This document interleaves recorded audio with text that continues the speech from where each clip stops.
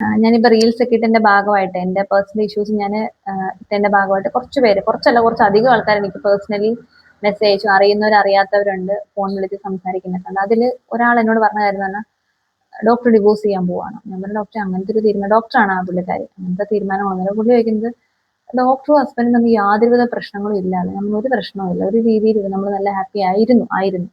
പക്ഷെ third person ഇൻലോസിന്റെ over ആയിട്ടുള്ള ഇടപെടൽ, അവരുടെ ആവശ്യമില്ലാത്ത തോട്ടുകൾ എന്നെ അടിച്ചേൽപ്പിക്കുക, അല്ലെങ്കിൽ എനിക്ക് സത്യം പറഞ്ഞാൽ സമയമില്ലാത്തതുകൊണ്ടാണ് കാര്യങ്ങളൊക്കെ ചെയ്യാത്തത്. അപ്പം അവരത് അക്സെപ്റ്റ് ചെയ്യാത്തതുകൊണ്ട് മാത്രമാണ് ഞങ്ങളൊരു, അറിയത്തില്ല ഇനി whether we are going to be separated എന്നൊന്നും എനിക്ക് അറിയത്തില്ല. പക്ഷെ ഏതെങ്കിലും പെൺകുട്ടികൾ, ഏതെങ്കിലും അല്ല, ഒരു 90% പെൺകുട്ടികൾ കേരളത്തിൽ ഇങ്ങനത്തെ ഒരു ബുദ്ധിമുട്ട് അനുഭവിക്കുന്നുണ്ടെങ്കിൽ you should take a stand.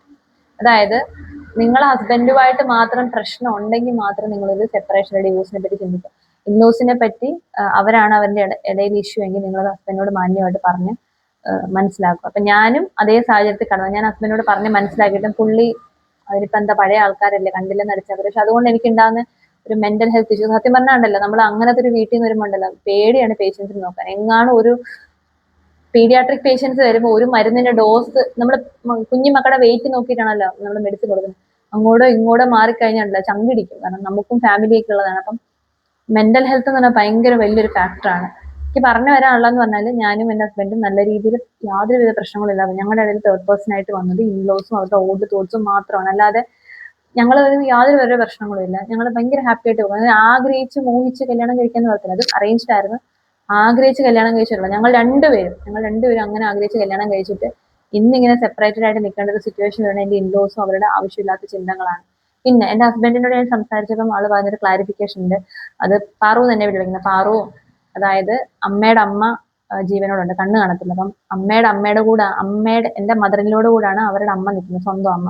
അപ്പൊ ആ അമ്മയുടെ ചിന്തകൾ മാത്രമേ ഈ എന്റെ മദറിലേക്ക് എത്തും. അത് എന്നിൽ അടിച്ചേൽപ്പിക്കാൻ ശ്രമിക്കുന്നതാണ് ഇത്തരം പ്രശ്നങ്ങൾ വരുന്നത്. കാരണം ഷീസ് അറൌണ്ട് 86, 87, അത്ര ഏജ് എന്തോ ഉണ്ട്. ആ പ്രായമുള്ള ഒരാള് ഇന്നത്തെ കാലത്ത് ഒരാൾ അടിച്ചേൽപ്പിക്കാൻ ശ്രമിക്കുമ്പോൾ സ്വാഭാവികമായിട്ടും എന്റെയും എന്റെ ഹസ്ബൻഡിന്റെ ലൈഫാണ് പോകുന്നത്. പിന്നെ ഞാൻ വേറൊരു രീതിയിൽ ഞാൻ ചിന്തിച്ചു നോക്കി, അവര് അവരുടെ രീതിക്ക് അനുസരിച്ച് ബൈ ചാൻസ് ഞങ്ങളിപ്പോ സെപ്പറേറ്റഡ് ആയി എന്നിരിക്കട്ടെ, പക്ഷെ ഈ മദറിൻഡോയും ഫാദറിൻഡോയും എല്ലാം ചിന്തിക്കണം. ഞങ്ങളുടെ മരുമോള്, അവൾക്ക് ജോലി ഉണ്ടോ ഇല്ലയോ എന്നല്ല, ജോലി ഇല്ലാത്ത പെൺകുട്ടികളെങ്കിലും സാധ്യത ഇറങ്ങിപ്പോകും. അവള് പോയി കഴിഞ്ഞാൽ ഞങ്ങളുടെ മോന്റെ ജീവിതമാണ് പോണെന്ന് ചിന്തിക്കണം. ഇതിപ്പോ ഞാൻ നോർമലായിട്ട് പറയാം, സാധാ ഒരു പെൺകുട്ടി പറഞ്ഞ പോലെ ഡോക്ടർക്ക് വിട്, അങ്ങനെ ചിന്തിക്കത്തില്ല. അപ്പം ഞങ്ങൾക്കൊരു ആഗ്രഹമുണ്ട്, നല്ല ലൈഫ്, കുഞ്ഞുങ്ങള്, അങ്ങനെ അങ്ങനെ കുറച്ച് കാര്യങ്ങളുണ്ട്. അതെല്ലാം നശിപ്പിച്ചത് ഇവരുടെ ഈ ഓൾഡ് തോട്ട്സ് മാത്രമാണ്.